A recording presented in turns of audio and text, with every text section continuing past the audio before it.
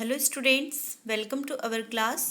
हमारा पाठ 15 जिसका नाम है नए इलाके और खुशबू रचते हाथ। अरुण कमल जी के द्वारा यह दो कविताएं यहाँ पर प्रस्तुत है, परंतु इसमें से जो नए इलाके कविता है उसको हमारे सीबीएसई बोर्ड के द्वारा हटाए गए हैं, तो हम खुशबू रचते हाथ कविता को इसमें पढ़ेंगे। सबसे पहले हम अरुण कमल जी का जीवन परिचय पढ़ते हैं। अरुण कमल जी का जन्म बिहार के रोहतास जिले में नासरीगंज में 15 फरवरी 1954 को हुआ। ये इन दिनों पटना विश्वविद्यालय के प्राध्यापक हैं। इन्हें अपनी कविताओं के लिए साहित्य अकादमी पुरस्कार सहित कई अन्य पुरस्कारों से सम्मानित किया गया है। इन्होंने कविता लेखन के अलावा कई पुस्तकों और रचनाओं का अनुवाद भी किया है। अरुण कमल की प्रमुख कृतियाँ, उनकी जो प्रमुख रचनाएं हैं वो इस प्रकार हैं। अपनी केवल धार, सबूत, नए इलाके में, पुतली में संसार, चारों ये कविताएं संग्रह हैं जो भी यहाँ पर आपको बताई गई है। अपनी केवल धार, सबूत, नए इलाके में और पुतली में संसार, ये चारों क्या है, इनकी कविता संग्रह है तथा कविता और समय आलोचनात्मक कृति है। इनके अलावा अरुण कमल ने माइकोवस्की की आत्मकथा और जंगल बुक का हिंदी में और हिंदी के युवा कवियों की कविताओं का अंग्रेजी में अनुवाद किया है, जो वायसेज नाम से प्रकाशित हुआ है। अरुण कमल की कविताओं में नए बिंब, बोलचाल की भाषा, खड़ी बोली के अनेक लय छंदों का समावेश है। इनकी कविताएं जितनी आप बीती हैं उतनी ही जग बीती भी। आप बीती मतलब अपने आप पर बीती हुई जो बातें होती हैं उनको ली हैं, उतनी ही उन्होंने जग के ऊपर, जो संसार के ऊपर बीती गई है, उन बातों को भी शामिल किया है। इनकी कविताओं में जीवन के विविध क्षेत्रों का चित्रण है। इस विविधता के कारण इनकी भाषा में भी विविधता के दर्शन होते हैं।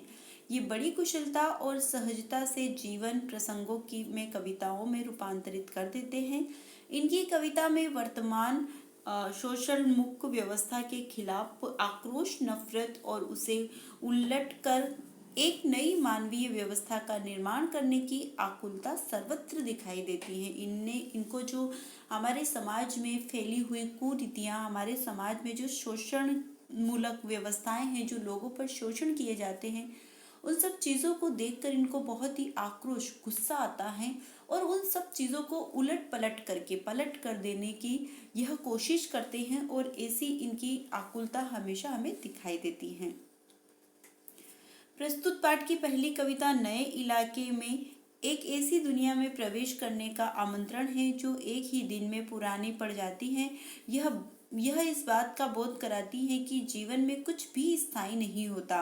इस पल पल बनती बिगड़ती दुनिया में की स्मृतियों के भरोसे नहीं जिया जा सकता। इस पाठ की जो दूसरी कविता है खुशबू रचते हाथ, सामाजिक विषमताओं को बेनकाब करती हैं। यह किसकी और कैसी कारस्तानी है जो कि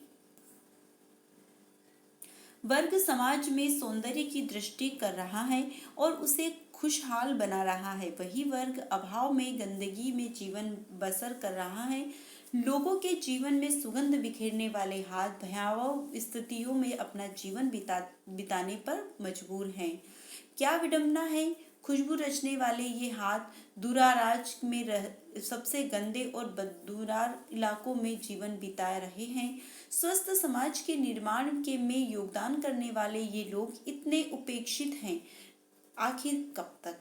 इन्होंने दूसरी जो कविता ली है खुशबू रचते हाथ, उन्होंने उन समाज को लिया है जो देश दुनिया में खुशबू और सफाई का काम करते हैं, देश दुनिया में खुशबू फैलाते हैं, परंतु वह एक ऐसे बदबूदार इलाकों में रहते हैं और मजबूर है वहाँ रहने के लिए। ऐसा क्यों, आखिर उनके साथ ऐसा क्यों बर्ताव किया जाता है, इन सब चीज़ों को हम आगे की कविता में पढ़ेंगे।